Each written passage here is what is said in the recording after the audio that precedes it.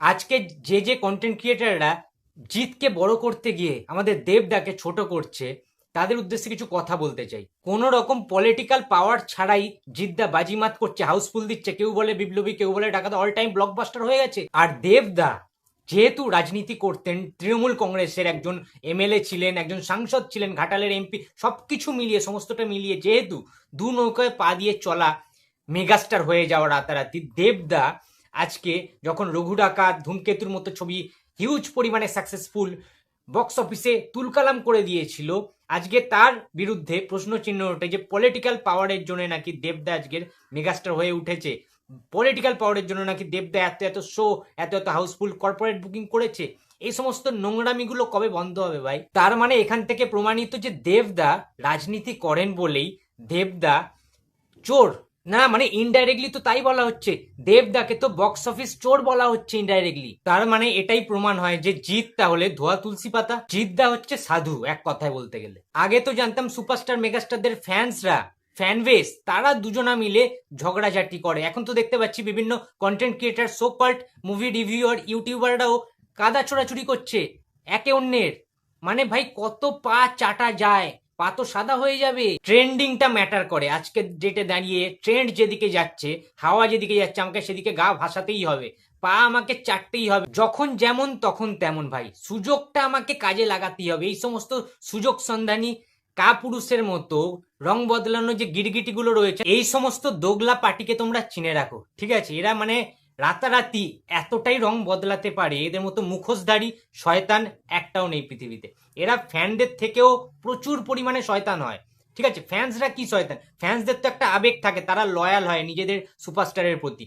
দেবদার প্রতি, দেবদার যে লয়াল ফ্যান বেস রয়েছে তারা খুবই লয়াল। কিন্তু আমি দেখেছি দেবদার ফ্যান্সরাও জিদ্দার, কেউ বলে বিপ্লবী, কেউ বলে ডাকাত দেখতে গেছে। কিংবা যখন দেবদারও সিনেমা রিলিজ হয়েছে, জিদ্দার কিছু লয়াল ফ্যান বেস আছে, তারাও দেখতে যায়, কিন্তু তারা তাদের সুপারস্টারের দিক থেকে ভীষণ রকম লয়াল হয়। আরো কিছু ফ্যান বেস রয়েছে যারা একটু কাদা ছোড়াছুড়ি করে, ওটা এক্সাইটমেন্টের জন্য ফ্যানরা করতেই পারে। বাট তাই বলে যদি এখন ইউটিউবাররা, সকল কন্টেন্ট ক্রিয়েটাররাও যদি এইভাবে এক একজনকে, সুপারস্টারকে এইভাবে টার্গেট করে, যাচ্ছে তাইভাবে অপমান করে, তাহলে জিনিসটা কেমন দেখায় বলো তো? তারা তো রীতিমতো এই সমস্ত ইউটিউব রিভিউয়াররা, মুখোশধারী ইউটিউব রিভিউয়ার গুলো, তারা দুটো ফ্যান বেসের মধ্যে রীতিমতো আগুন জ্বালিয়ে দিচ্ছে, ঝামেলা লাগিয়ে দিচ্ছে। এতে কি বাংলা ইন্ডাস্ট্রির ভালো হচ্ছে না খারাপ হচ্ছে? তোমরাই বলো। জিদ্দা কিংবা দেবদা, তাদের মধ্যে কোনো রকম শত্রুতা নেই, কোনো ঝামেলা নেই, ঠিক আছে? অথচ এই সমস্ত সকল রিভিউয়ারদের বক্তব্য হচ্ছে একজনকে বড় করতে গিয়ে আরেকজন সুপারস্টারকে রোগ রে দাও পুরো। এটাই তো বর্তমান সিনারিওটা। তাহলে এটা কি ঠিক হচ্ছে? হ্যাঁ, পার্সোনালি বলে রাখি, জিদ্দার একটা জিনিস আমার খুব খারাপ লেগেছে। যদিও জিদ্দা দেবদার কোনো রকম পার্সোনাল অ্যাটাক আমি করতে চাই না এই মুহূর্তে, বাট আমার একটা জিনিস জিদ্দার খারাপ লেগেছে কি, অনেকে বলে না যে জিদ্দার ইগো রয়েছে, অ্যাটিটিউড রয়েছে, ভাই একটু হলেও তো রয়েছে। কিংবা তাদের অফিসিয়াল যারা জিদ্দার পেজ চালায় তাদের তো রয়েছে, এটা কিন্তু মানতে হবে। আমার একটা জিনিস খুব খারাপ লেগেছে, খুব দুঃখ পেয়েছি, সেটা হচ্ছে, তোমরা সবাই জানো যে আমাদের ইন্ডাস্ট্রির জ্যেষ্ঠ পুত্র মিস্টার ইন্ডাস্ট্রি প্রসেনজিৎ চ্যাটার্জি, আমাদের বাংলা ফিল্ম ইন্ডাস্ট্রির অভিভাবক, গার্জিয়ান, তিনি যে কোনো ছোট বড় ইন্ডিপেন্ডেন্ট ছবি, বড় ছবি, যে কোনো সিনেমাকে তিনি স্টোরিতে দেন কিংবা পোস্ট করেন, সেই সিনেমাটা দেখতে যাওয়ার, দেখার জন্য দর্শকদেরকে অনুরোধ করেন, সাপোর্ট করেন যে কোনো ছবিকে, প্রসেনজিৎ চট্টোপাধ্যায়, ঠিক আছে? তো যেমন তিনি দেবদাস সিনেমাও পোস্ট করেন, সিনেমাটা দেখার জন্য মানুষকে বলেন, ঠিক তেমন ভাবেই জিদ্দারও কিন্তু কেউ বলে বিপ্লবী, কেউ বলে ডাকাত ছবিটার জন্য তিনি স্টোরি দিয়েছিলেন যে আমার ভাই জিতের ছবি, ভাইয়ের ছবি আসছে, কেউ বলে বিপ্লবী, কেউ বলে ডাকাত, এই ছবিটা সবাই প্রেক্ষাগৃহে গিয়ে পরিবার মিলে গিয়ে দেখে আসবেন, এরকম একটা পোস্ট করেছিলেন প্রসেনজিৎ চট্টোপাধ্যায় স্টোরি। তো জিদ্দাকে দেখলাম, জিদ্দার পেজ থেকে অ্যাকচুয়ালি, যে সমস্ত আর্টিস্টরা যারা যারা অন্যান্যরা পোস্ট করেছিল, স্টোরি দিয়েছিল, তাদেরটা রিশেয়ার করেছিলেন জিদ্দা। বা যেরকম হয় না যে রিপোস্ট করা, সেরকম স্টোরিতেই ওটাকে রিশেয়ার করেছিলেন স্টোরিতেই। প্রসেনজিৎ চ্যাটার্জির পোস্টটাই খালি জিদ্দার চোখে পড়েনি। হাউ ফানি, তাই না? মানে তোমরা ভাবতে পারছো যে বুমবাদার পোস্ট ইগনোর করে চলে গেল জিদ্দা, কিংবা জিদ্দার যিনি সোশ্যাল মিডিয়া হ্যান্ডেল করেন তারা। জিদ্দাকে আঙুল তুলছে না, দোষ দিচ্ছে না, বাট এটা তো একটা প্রসেনজিৎ চ্যাটার্জির অপমান, যে যাদেরকে আমরা চিনি না, যে সমস্ত আর্টিস্টদের, কিংবা যারা হয়তো অতটাও মানে এত পুরনো নয়, সিনিয়র মেম্বার নয়, ঠিক আছে, তাদের ক্ষেত্রে মানে রিশেয়ার করা হলো, স্টোরি করা হলো, কিন্তু প্রসেনজিৎ চ্যাটার্জির বেলা তিনি দেখতেই পেলেন না, সেটা রিশেয়ার করা হলো না, একটা থ্যাঙ্কসও বলা গেল না। অথচ অন্যান্যদের বেলায়, আর্টিস্টদের বেলায় থ্যাঙ্কস অমুক, ঠিক আছে। মানে এইটা না খুব খারাপ লাগলো মনের দিক থেকে, যে বুম্বাদা এত ভালোবাসে জিদ্দাকে, দেবদাকে, সবাইকে, ইন্ডাস্ট্রির সবাইকে বুম্বাদা ভালোবাসে, ঠিক আছে, নিজের সন্তানের মতো, নিজের ভাইয়ের মতো, প্রত্যেককে ভালোবাসে।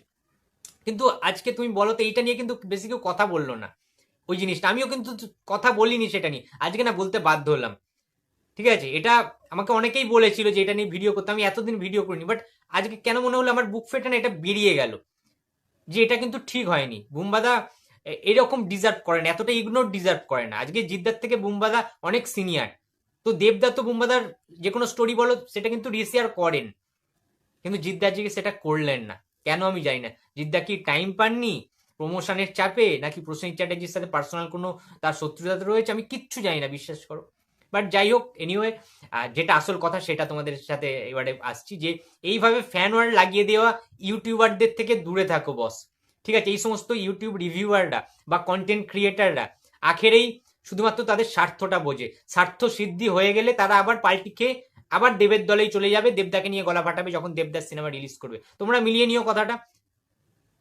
আরে ভাই, আমি কখনো ভুলভাল কথা বলি না। হ্যাঁ, আমি এর আগে অনেক পুরোনো ভিডিওতে তোমরা দেখবে দেবদাকে নিয়ে কন্ট্রোভার্সিতে জড়িয়েছি, জিদ্দাকে নিয়ে কন্ট্রোভার্সিতে জড়িয়েছি, বাট আলটিমেট আমি দেখেছি ফ্যান ওয়ার বাঁধিয়ে কোনো লাভ নেই, বাংলা ইন্ডাস্ট্রির আখেরে ক্ষতি হচ্ছে। সুতরাং আমি একজনকে এমন সাপোর্ট করতে যাবো, একজনকে ছোট করবো, সেটা নয়। হ্যাঁ, আমি কখন প্রতিবাদ করেছি, কখন অন্য সুপারস্টারকে নিয়ে খারাপ ভিডিও বানিয়েছি, কখন কন্ট্রোভার্সিতে জড়িয়েছি, যখন দেখেছি প্রসেনজিৎ চ্যাটার্জিকে নিয়ে কেউ যাচ্ছে তাইভাবে নোংরামি করেছে, তখন তার বিরুদ্ধে তাকে ডিফেন্ড করার জন্য অন্য সুপারস্টারকে নিয়ে আমি পোক করেছি বা ইন্ডিকেট করে কথা বলেছি, সেটা হতে পারে।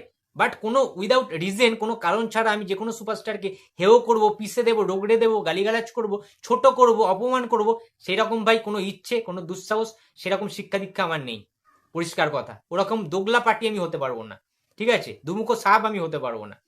আর এই সমস্ত স্বার্থপর কিছু ভিউজ ব্যবসায়ী ইউটিউব রিভিউয়ারদের জন্ম হয়েছে, তারা এই সমস্ত জিনিস ছাড়া আর কিছু পারে না। যখন যেদিকে হাওয়া, চলো সেদিকেই আমায় যেতে হবে, সেটা ঠিক আছে, ভিউজ সবারই দরকার, সবাই ইনকাম করতে এসছে এই ফিল্ডে ইউটিউবে। বাট আমি এমন কিছু করব না, ঠিক আছে, যে দুদিন পরে কিন্তু আমায় সেই মুখোশটা চেঞ্জ করে পাল্টে পাল্টিবাজের মতো, ঠিক আছে, দল বদলু হয়ে আবার আমাকে দেবদাকে নিয়ে নাচানাচি করতে হবে, কারণ তখন তো জিদ্দার কোনো আপডেট থাকবে না, ভিউজটা আসবে কোত্থেকে। তো এটাও তো মাথায় রাখা উচিত, তাই নয় কি? তো বন্ধুরা, এটাই বলবো, ফ্যান ওয়ার করো না কেউ, দেব ভার্সেস জিৎ করতে যেও না।